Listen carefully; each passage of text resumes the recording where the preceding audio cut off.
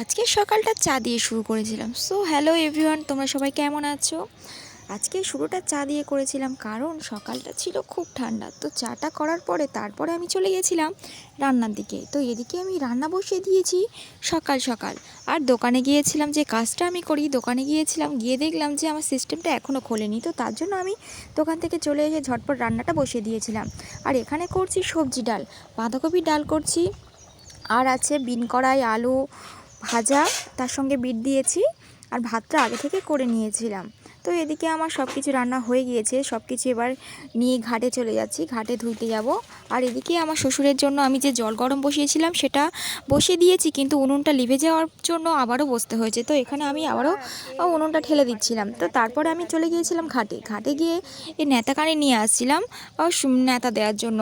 তো মাটির ঘরটা অনেক দিন ন্যাতা দেওয়া হয়নি, তো ওটা বৃহস্পতিবার করে নেতা দেওয়া হয়, তাই বৃহস্পতিবার দিন পড়লেই নেতা দেওয়া হয়। আমি দিই না, শাশুড়ি মা নেতা দেয়, তো উনি আজকে দেয়নি তাই আমিই দিচ্ছি।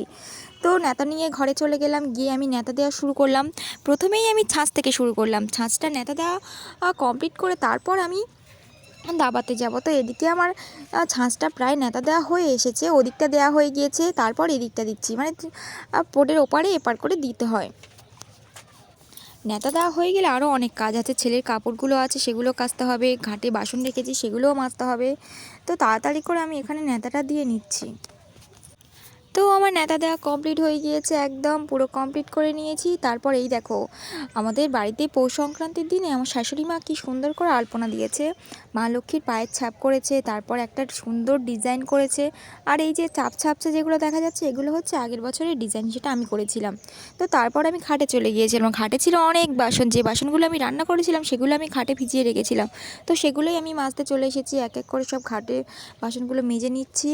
তো প্রায় মাজা হয়ে যেতে এবারে এগুলো নিয়ে ঘরে রেখে আসবো। আর এই যে দেখলে এখানে কতগুলো জামা কাপড় কাঁড়ি করা আছে, এগুলো আমার ছেলের জামা কাপড়, সেগুলো আমি সকালবেলাও ধুয়ে দিই, কিন্তু আজকে আর টাইম পাইনি, তো তাই আমি আর ধুতে পারিনি।